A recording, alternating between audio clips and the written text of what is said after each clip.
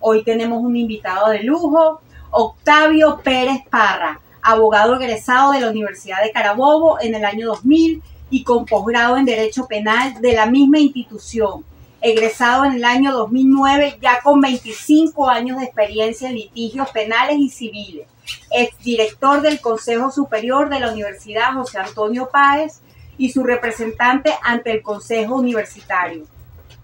También profesor de Derecho Penal y Derecho Procesal Penal. Padrino de la primera promoción de abogados en el año 2010. Bienvenido. Buenas tardes. Buenas tardes, Ana Karina. ¿Cómo estás? Finalmente, gracias por la invitación.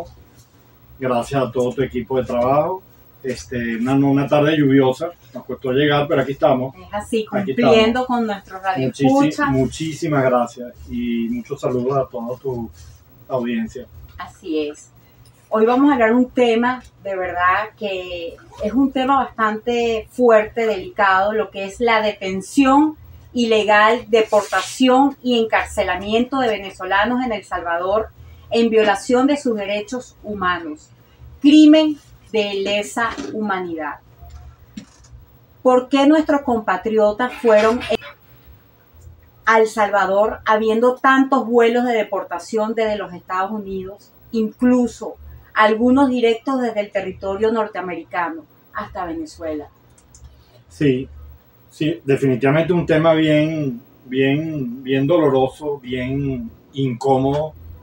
Yo creo que en momentos como estos los venezolanos tenemos que unirnos en una causa común que es la defensa de nuestra dignidad, pues como ciudadanos nobles que somos, como personas de bien y como habitantes de los Estados Unidos, muchos que están allá, que han hecho vida allá y que han dado un gran aporte definitivamente para ese país.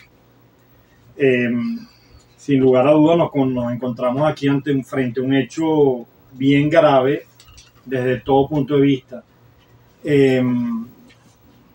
Pudiera empezar diciendo que ayer llegó un avión que viajó directo de Texas a Caracas en la línea aérea nacional Conviasa, cargado de venezolanos deportados. Entonces, tu pregunta es muy buena. ¿Por qué a El Salvador y no a Venezuela? Es correcto. En vuelos anteriores hubo deportados que iban de los Estados Unidos y hacían una escala, como creo que antes de ayer hubo uno que hizo escala en Tegucigalpa, en Honduras, y después a Caracas. Eso es lo lógico.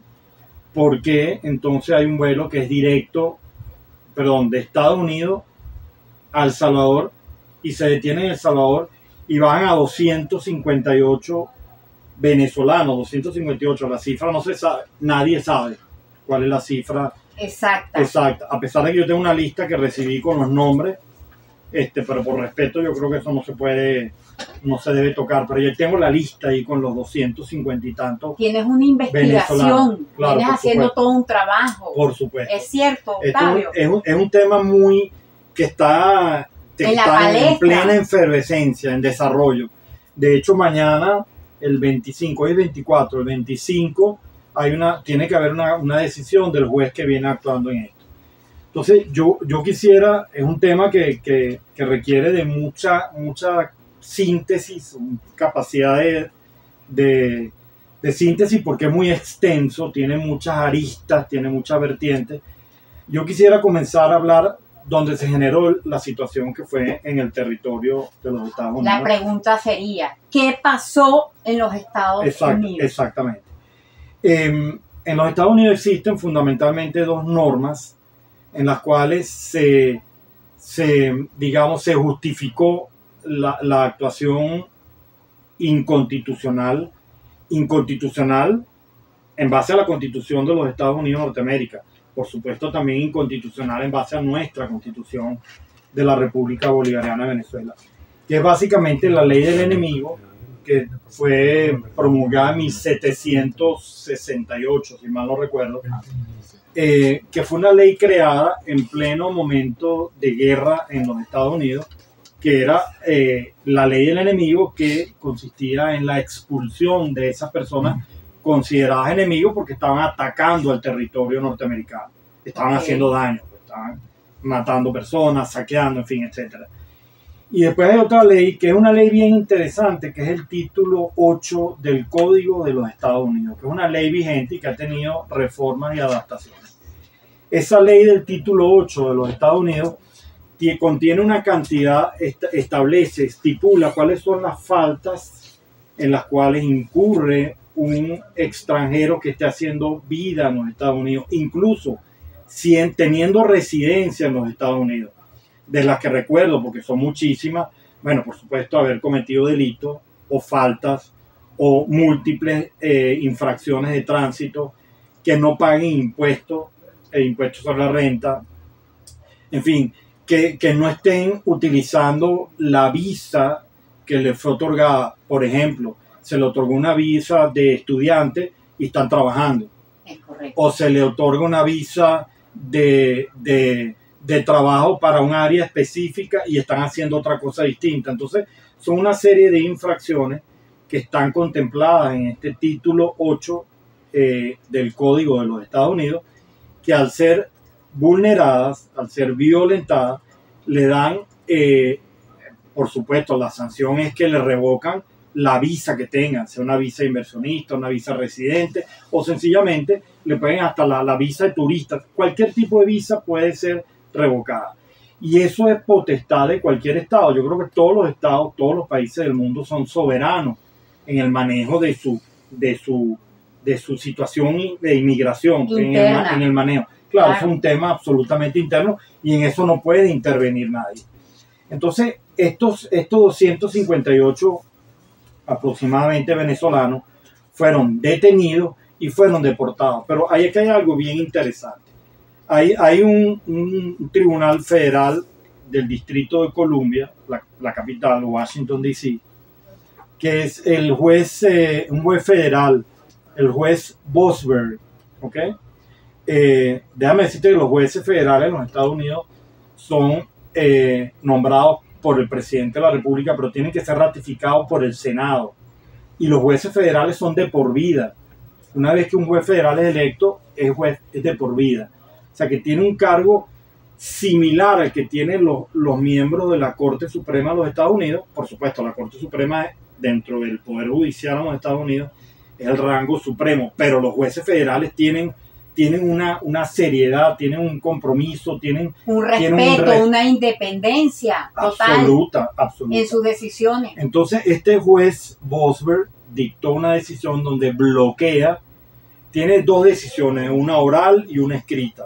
Okay. La oral es tan válida como es la escrita, pero la oral la dicta para frenar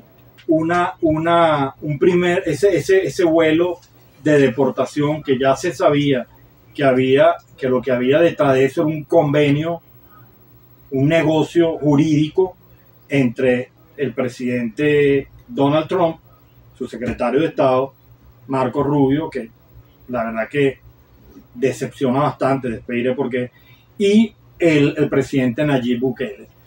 Esa orden del juez es muy clara y bloqueaba y decía que él prohibía el despegue de cualquier aeronave de los Estados Unidos con rumbo hacia El Salvador, y que en caso de que hubiese despegado, pues que se devolviera, y que si estaba llegando y había aterrizado, pues que se volviera a despegar y se devolviera para que retornaran a estos venezolanos que fueron privados de, bueno, creo que habían otras personas de otra nacionalidad, salvadoreños, creo que colombianos, pero en menor grado, que los retornaran a los Estados Unidos enseguida.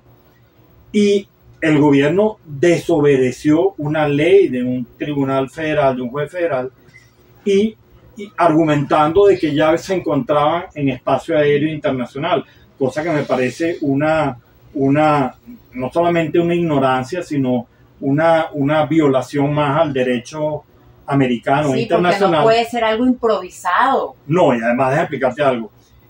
Puede que estén en aguas internacionales, pero si el avión donde se conduce esta persona tiene matrícula norteamericana, en el derecho internacional, una aeronave, un buque, un barco, así como la sede diplomática, que tienen bandera norteamericana, el avión es considerado territorio norteamericano. Es así. Así esté aterrizando en Venezuela, pero el avión adentro, lo que está adentro, y el avión en sí mismo es considerado territorio norteamericano. Entonces, el gobierno de los Estados Unidos desatendió la orden, desacató la orden de este juez federal, y el desacato a una orden de un tribunal federal en los Estados Unidos es un delito federal, gravísimo, gravísimo. Es un delito con sanciones penales, civiles, en fin, de todo tipo. Entonces, este juez, el día de mañana sale una decisión, el juez pidió al secretario de Estado, al presidente de la República, a todas las personas que están involucradas en esta en los Estados Unidos, que den explicaciones sobre esta decisión de desacato hacia una decisión, valga la redundancia, de un juez federal. Eso está por producirse y eso va a tener una consecuencia jurídica. Ahora bien, ya el mal está hecho. El daño, que es terrible, ya está hecho. ¿Cuál es el daño? Bueno, hay 250 y pico personas que fueron tratados como animales, violando sus derechos elementales, el debido proceso, privándolos de libertad, el debido proceso, el derecho a la defensa, la presunción de inocencia, el derecho a comunicarse con abogados de su confianza, con sus familiares. Todo eso fue absolutamente vulnerado y además de manera flagrante, continuada, porque la violación continúa.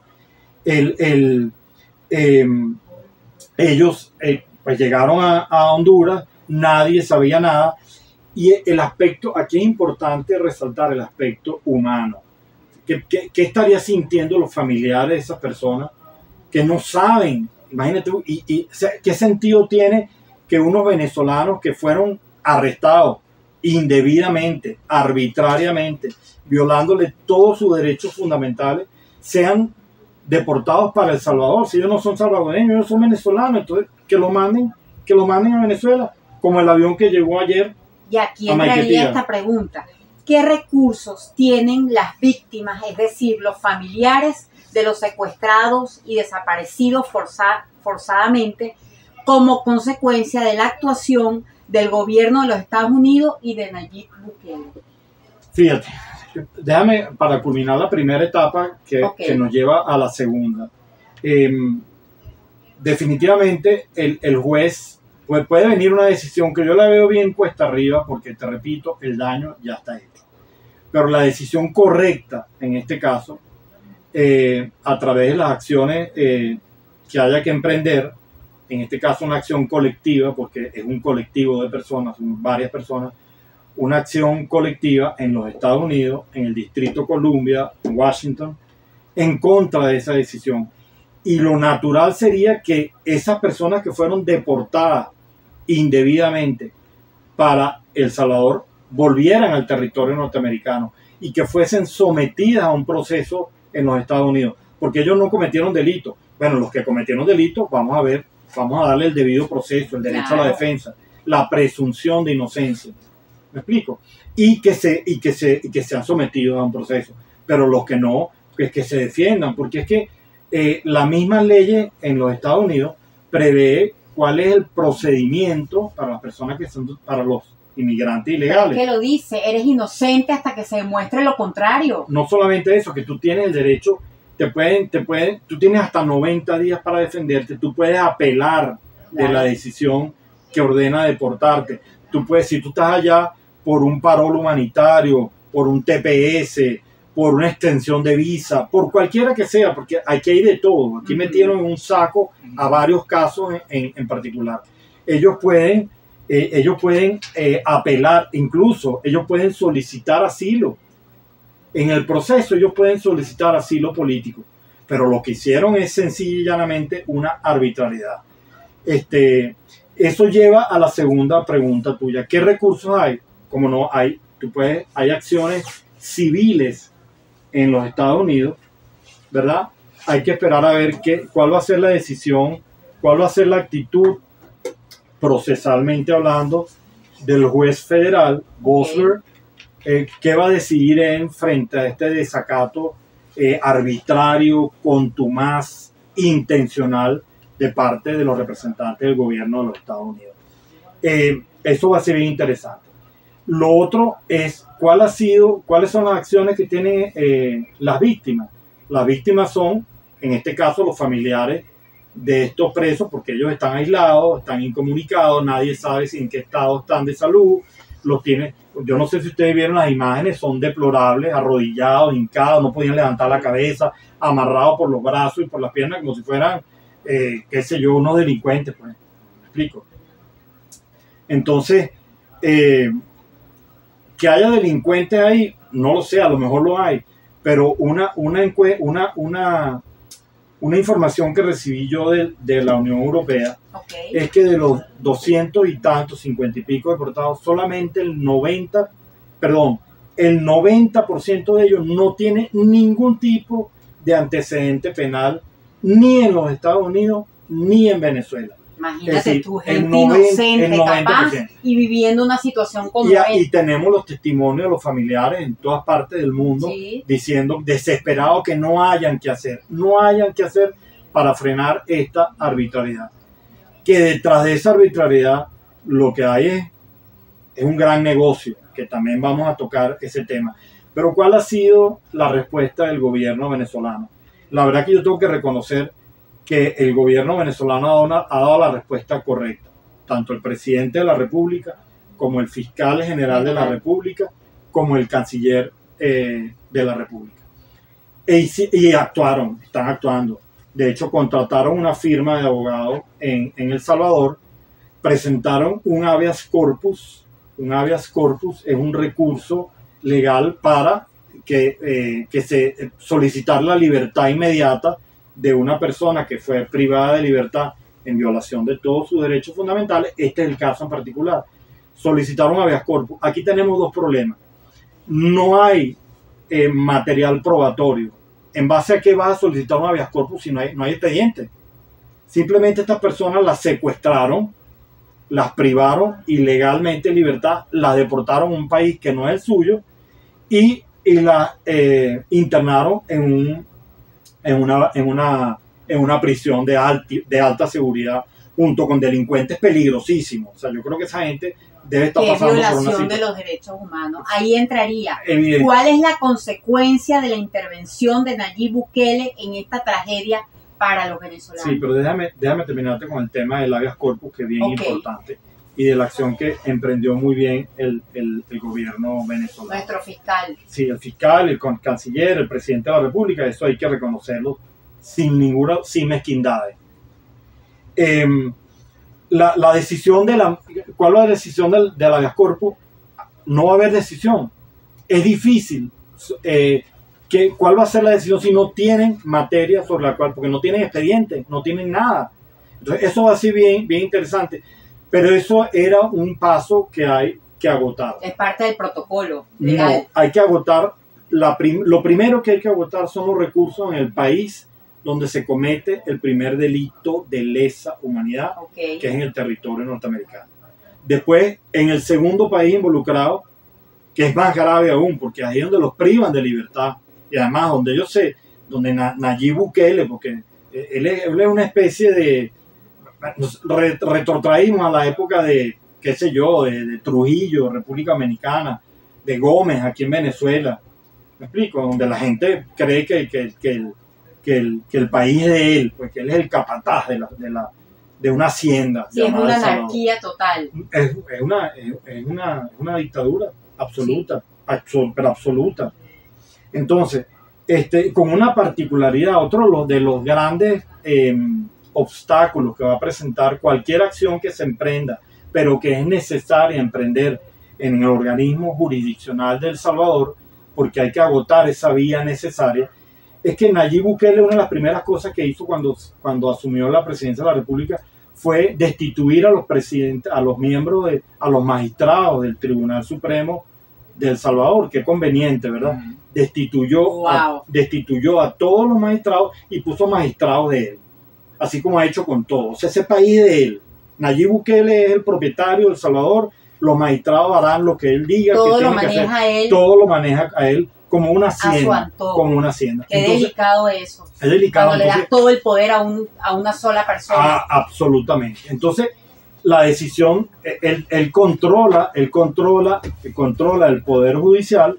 Entonces yo no soy muy optimista con la decisión. No obstante, necesitamos que haya un pronunciamiento. Ok, vamos a una pausa y ya regresamos. Y continuamos con nuestro programa Sintonía al Día. Y ya nuestros radioescuchas activos. Yelitza, buenas tardes, escuchando desde Altamira. Victoria, hay tantos temas que nos preocupan. Gilberto, pero esa ley es de cuándo. Gilberto, buenas tardes Victoria a todos. Hay dos leyes, como te digo, la ley del enemigo, que es de 1780 más o menos, y el título 8 es una ley, pues digamos que está en constante evolución, que es el Código de los Estados Unidos, que está vigente, y que en todo caso es el que se debe aplicar, y es en el que se está basando el juez del Tribunal Federal del Distrito de Columbia en Washington, el magistrado Boasberg, y del cual viene una decisión mañana bien interesante, porque aquí estamos hablando de que pudiera hasta enjuiciarse penalmente al presidente de los Estados Unidos, al secretario de Estado y a todos los que actuaron en esta írrita y flagrante violación a los derechos fundamentales humanos, así es. Gilberto, al parecer se está complicando para los inmigrantes. ¿Qué le dirías, Octavio? Mira, yo creo que todo pasa. Definitivamente es un dicho muy sabio que dice que todo pasa, solo la serenidad permanece. La inmigración venezolana, sin lugar a dudas, es muy buena. Tenemos alrededor de 7 millones y medio, 8 millones de venezolanos que han emigrado y que están dispersos por todo el mundo. Tenemos rectores de universidades, las más prestigiosas de los Estados Unidos del mundo. Tenemos científicos, tenemos músicos, tenemos artistas, tenemos maestros, tenemos de todo, obreros, albañiles, en fin. Creo que nosotros hemos contribuido en gran medida con los grandes países donde emigran los venezolanos, con su economía, con su desarrollo y con su porvenir. Los venezolanos, Venezuela es un gran país y los venezolanos, sin lugar a dudas, somos unos seres excepcionales. Hemos sufrido muchísimo, sí, pero saldremos saldremos fortalecidos definitivamente. Así es. Pedro, imagínense, eso sí es justicia de los tribunales independientes. Amanecerá y veremos si es así. ¿Qué le dirías, Octavio, a Pedro? Así es, Pedro. Yo creo que la justicia, no me gusta decirlo, pero la justicia puede que tarde en llegar. Pero llega. Siempre llega. Sin el pero, siempre llega. Vamos a escuchar Miami Reserva, noticia clave importante sobre este tema. Existe una probabilidad que el gobierno de Trump haya violado la orden judicial que bloqueaba temporalmente la deportación de presuntos pandilleros venezolanos a El Salvador. Lo dijo el juez federal James Boasberg en la corte. Afirmó que era posible que el gobierno actuó de mala fe al proceder con las deportaciones el 15 de marzo, aun sabiendo que ese mismo día había una cita en la corte que podría bloquearlas. Ese mismo día, Boasberg impuso una prohibición temporal a las deportaciones, expulsiones que hizo el gobierno de Trump bajo la ley de enemigos extranjeros. El juez federal investiga si el gobierno violó su orden al no devolver 2 vuelos de deportación que estaban en el aire cuando emitió su orden. Si se encuentra que el gobierno actuó de una forma incorrecta, el juez puede declarar al gobierno en lo que se llama contempt of court, que es el desafío de la corte, e imponer penalidades. ¿Quién tomó la decisión de que era perfectamente apropiado continuar con los vuelos de deportación?, preguntó el juez. No lo sé, le dijo el abogado del gobierno. ¿De verdad no lo sabes? Me interesa averiguarlo, afirmó el juez. Trump ha dicho que no violó la orden del juez. El abogado del gobierno dijo lo mismo, pero el juez Boasberg indicó que no lo encontraba convincente. El juez presionó mucho sobre lo que se sabía, no parecía satisfecho, dijo el abogado de los demandantes. El juez está contemplando iniciar un procedimiento por desacato. Se espera una audiencia la próxima semana. En Washington, Claudio Cera, Univision. Bueno, excelente. Y sigue nuestro radioescucha activo, Marixa. Bueno, hace 4 días la Corte Suprema de los Estados Unidos de Norteamérica suspendió la orden de expulsión a inmigrantes. ¿Eso es solo para los venezolanos o es para los migrantes de otros países también? Creo que abarca para todos los inmigrantes, ¿no? Porque no solamente son los venezolanos, son los salvadoreños, porque los salvadoreños también, Estados Unidos está lleno de salvadoreños. Y yo no puedo decir que todos los salvadoreños son delincuentes. Yo creo que en El Salvador hay gente preparada y gente buena. De hecho, yo conocí en los Estados Unidos, conozco gente en los Estados Unidos que es gente buena y trabajadora. De modo que sí, abarca varias nacionalidades. Harold Gutiérrez, muy interesante. ¿Podrían decirme, por favor, qué dice la ley de enemigos extranjeros que Trump usó?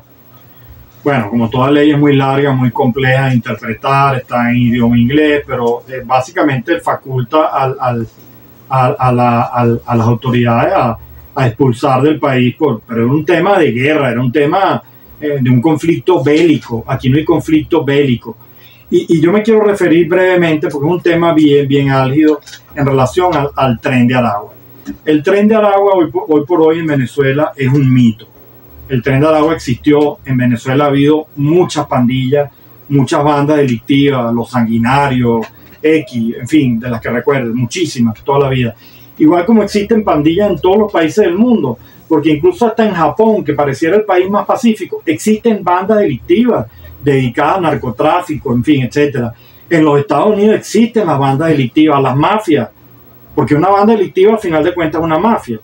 Es delincuencia organizada, transnacional, y eso existe en todos los países del mundo. Es así. Entonces, lo del Tren de Aragua, yo estoy seguro, como dijo ese análisis que hizo una institución europea, de esos 258 venezolanos, solamente, el 90% no registra ni antecedentes, ni en los Estados Unidos ni en Venezuela. Entonces yo creo que lo del Tren de Aragua está desmantelado, el Tren de Aragua es un mito, seguramente los quisieron etiquetar prácticamente, un amarillismo total, para justificar su falta. Bueno, eso es un delito más, nos estigmatizaron. Es correcto. Crearon de todos los venezolanos que hacen vida en los Estados Unidos, por supuesto tienen mucho miedo, porque cuando ven que somos venezolanos, ya cambió. Hace 40 años, hace 30 años los venezolanos, cuando uno iba a un centro comercial, le cerraban las tiendas a los venezolanos, porque Venezuela era un país, seguimos siendo un país muy rico, pero teníamos un poder adquisitivo altísimo, una clase media poderosísima, o sea, teníamos mucho con que. Ahorita entonces, y claro, y algunos países latinoamericanos, por envidia, porque el nombre totalmente es envidia, por envidia, entonces nos atacan, nos dan la espalda, pero bueno, yo no quisiera desviarme mucho porque el tema es más jurídico que otra cosa, ¿no? Así es. Marlene, señorita, buenas tardes. ¿Podría repetir el nombre de su invitado y cómo contactarlo, por favor? Octavio Pérez Parra. Damos su teléfono más 120-241-33807. Repito, más 120-24-13-3807. Y su correo es rubenoctavioperezparra@gmail.com. Sí, el número de teléfono solamente por WhatsApp. Exacto. Fabiola, hola caramba, pobre gente lo que están con el parol. Rosario, Trump tiene entre ceja y ceja revocar el estatus legal de más de 500,000 migrantes, pero ¿qué pasará con los que entraron legalmente y con los amparos por el parol? Sí, bueno, yo también tengo que ser bien objetivo en esto, Ana Karina y apreciado oyente. El título 8 que del Código de los Estados Unidos, un venezolano que haya obtenido una residencia en los Estados Unidos, que sea residente, o que tenga una visa de trabajo, o que tenga una visa de turismo, lo que sea, si comete delito, si comete falta, si deja de pagar sus impuestos sobre la renta y cualquier impuesto, si realiza actividades que están al margen de la ley, Estados Unidos tiene facultades para anularle la visa y expulsarlo, pues. Amén de que sí, por supuesto, si incurre en algún delito, tiene que ser sancionado, juzgado y condenado en los Estados Unidos. Fíjate lo que dice Ricardo. Para mí, simple y llanamente, creo que los migrantes venezolanos somos víctimas de promesas electorales de Trump. Nos confiamos, creímos que estaban de nuestro lado. Mónica Carmona, los venezolanos con todo y todo, según una encuesta, son personas estudiadas y profesionales trabajadoras. Habrá una minoría que no lo sea, pero es una minoría. La mayoría somos serias y trabajadoras. Es correcto, Mónica, totalmente de acuerdo. Los venezolanos le sumamos en todos los sentidos a otros países. Beatriz, doctor, ¿y qué pasará con los que están bajo asilo político? Ok, para responderle a todos, ¿no? Rosario, mira, bueno, particularmente yo nunca estuve engañado con Trump. Estaba bien claro quién era y el riesgo y el peligro que significaba para todo el mundo, pues. Ricardo, bueno, lo mismo de Trump, sí. No, Rosario, disculpa, Rosario. Con relación a los amparados por el parol, Ricardo fue el que preguntó lo de Trump. Rosario, con relación al parol, bueno, mira, pueden revocarlo, pueden pasar cualquier cosa, no pueden revocar los parol, pueden revocar los TPS, pueden revocar hasta las visas de residentes. Wow. En base al título 8 del Código de los Estados Unidos, y más si el venezolano que está bajo esa figura, pues incumple con las obligaciones que le impone esa cuestión. Y lo que dice Mónica, Beatriz, doctor, ¿y qué pasará con los que están bajo asilo político? Mónica, interesante. Mónica, mira, son tan importantes como los que son estudiados como los que no son estudiados. Estados Unidos tiene un problema grave, que es que no tiene mano de obra sencilla, o sea, obreros, albañiles, costureras, que trabajan en los restaurantes, en los hoteles. Entonces, esa mano de obra la necesita, tanto como necesita los doctores. Bueno, el rector del MIT, que es una de las universidades más prestigiosas del mundo en tecnología, es un venezolano, por cierto, de la Universidad de Carabobo. Wow. La Universidad de Harvard tiene por lo menos 4 o 5 profesores graduados, venezolanos graduados de universidades venezolanas. O sea, los venezolanos en los Estados Unidos hemos contribuido con el progreso y el desarrollo. Te voy a poner un ejemplo. Mira, hay una zona que conoce todo el mundo en Brickell, la urbanización, el sector Brickell en Miami, y Downtown, en fin, Miami en general. Yo diría que el 40% o más de la infraestructura de esa ciudad, edificio, ha sido construido con dinero proveniente de Venezuela, que ha ido de Venezuela. Entonces, tenemos mucho que agradecer. El asilo político, Beatriz, mira, yo te quiero decir con mucha responsabilidad que muchos venezolanos fueron estafados por abogados inescrupulosos que vendían la idea del asilo político. El asilo político tiene unas causas que son taxativas, que están plenamente identificadas en la ley, y que no se llenan esos extremos. Del asilo político en principio no debería proceder. Lo que pasa es que el asilo político te da tiempo, porque si a ti te niegan el asilo político, tú puedes apelar, y entre una cosa y otra tienes permiso de trabajo, estás legalmente allá, pero al final puedes optar por un cambio pueden pasar 3, 4, 5 años, y si no te dan el asilo político, tú puedes, incluso en el transcurso, tú puedes cambiar tú puedes solicitar un cambio de estatus migratorio, donde tú pases, por ejemplo, si te casas, te enamoraste, conociste una persona y te casaste, pues bueno, tú puedes pasar un cambio de estatus de solicitante de asilo político a una residencia y después una nacionalidad en razón del matrimonio. Excelente. Octavio, volvamos a la pregunta. ¿Cuál es la consecuencia de la intervención de Nayib Bukele en esta tragedia para los venezolanos? Mira, yo creo que Nayib Bukele tiene que verse en el espejo de Dominic Ongwen, de Sudán, que fue juzgado y condenado en el Tribunal Penal Internacional en La Haya, que lo conozco muy bien. He estado ahí, incluso estuve en una audiencia que se celebró ahí. Tiene que verse en el espejo de Duterte. Duterte fue presidente de Filipinas y acaba de ser detenido en la Corte Penal Internacional. ¿Qué pasa con los Estados Unidos?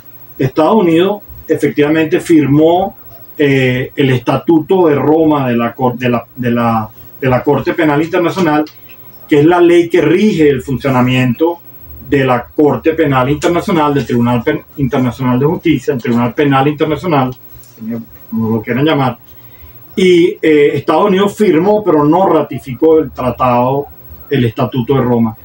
El problema para El Salvador es que El Salvador firmó y además ratificó el Estatuto de Roma, por tanto, está adherido al Estatuto y por consiguiente a la Corte, al Tribunal Penal Internacional. Entonces yo creo que lo mejor que puede hacer Nayib Bukele es ordenar la libertad inmediata de todos los venezolanos que están privados de libertad en El Salvador. Incluso si llega a haber alguno que sea considerado delincuente, pues tiene que también liberarlo y que lo envíen. Aquí llegó un avión, creo que con 2 o 3 personas esposadas, de estos vuelos que vinieron directo de los Estados Unidos a Venezuela, esposadas. Bueno, que lo mande esposado con la medida de libertad. Es más, yo estoy seguro que el gobierno venezolano se va a encargar del transporte y la custodia de esos venezolanos. Pero Nayib Bukele lo que tiene que hacer ya mañana, a primera hora, es ordenar la libertad inmediata de todos los venezolanos que fueron secuestrados, detenidos ilegalmente y deportados para El Salvador y además confinados en una cárcel que constituye una tortura, tratos inhumanos, vejámenes, no le permite comunicarse con sus familiares, no tienen abogados, no hay respeto a los derechos humanos. Para conocer un poquito más el trasfondo, Octavio, al 11 de junio del 2024, esta macrocárcel tenía una población de 14.532 reclusos, con capacidad para 40.000. Se trata de la penitenciaría más grande de América Latina y una de las más grandes del mundo. Por su número, las instalaciones han sido objeto de atención mediática internacional y el gobierno salvadoreño ha permitido la entrada de medios de comunicación a la prisión. Siocot ha recibido elogios por la detención de presuntos pandilleros, así como críticas por presuntos abusos de derechos humanos. Háblame un poquito de eso, por favor. Fíjate, aquí es más que evidente y obvio que detrás de que esta movida entre el gobierno de los Estados Unidos y Nayib Bukele tiene un interés netamente económico. Estamos hablando de 258 presos y es que ni siquiera tuvieron la decencia de ocultar la información. Lo dijeron. El gobierno de los Estados Unidos pagó por adelantado a Nayib Bukele $6 millones por los 258 presos. Más o menos, la cuenta que yo saco, $20,000 por cada preso. Ya tienen cuántos meses. Va a ser difícil, por supuesto, para Nayib Bukele. Y yo creo, en el fondo, que nosotros somos el ensayo. Nosotros somos el ensayo de un experimento. Ellos están haciendo esto con nosotros, pero lo van a hacer el día de mañana con otros ciudadanos de otra parte del mundo. ¿Por qué? Porque él va a querer, él tiene una cárcel para 40,000 reos, presos, y actualmente tiene 14,000. Él va a querer llenar esas plazas, pero no con salvadoreños, porque ya en El Salvador no hay la población de El Salvador al día de hoy son 6,5 millones de habitantes. O sea, El Salvador tiene menos habitantes de la cantidad de habitantes venezolanos que emigraron al exterior. Imagínate tú, wow. Entonces, ahí está la lógica. Claro, ¿qué quiere él?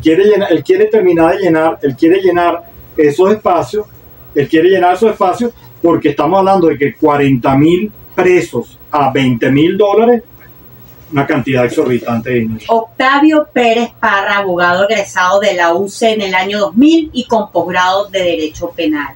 Un mensaje para todos los venezolanos que te están escuchando, ya para despedir el programa, que nos encantaría quedarnos 2 horas más hablando de este tema tan interesante.